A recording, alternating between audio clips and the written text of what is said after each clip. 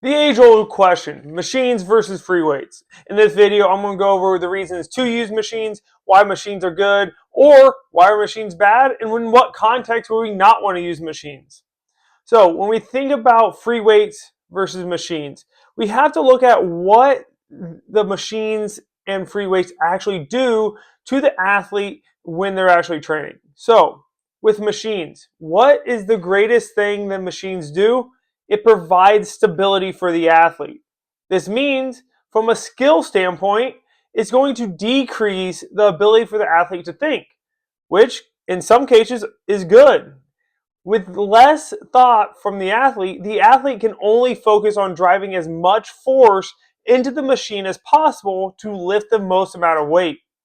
What will this do from a training standpoint? The athletes will get a lot stronger a lot quicker. Why is that? When we think about free weights, the addition of free weights, there is a skill component. There is a cognitive load to free weights.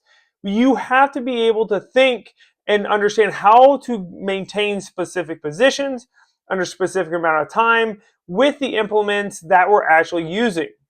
So when we think about machines, machines are amazing when we want the athletes to think less, drive as much output as possible, and drive as much intent as possible. Learn how to lift heavy on machines.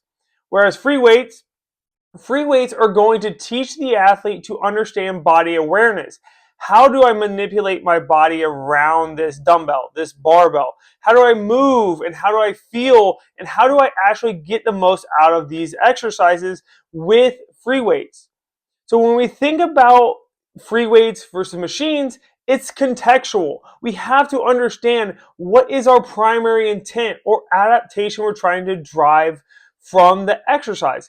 If the goal is to drive as much output and as much force as possible for a weaker, younger athlete, machines are a perfect option. It's going to allow the athlete to do exactly that, drive as much load.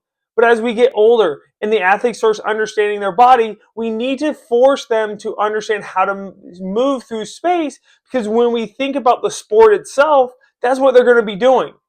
So we have to be able to have them understand how to maintain specific positions, produce force quickly, and be able to redirect force under different amounts of load through free weights.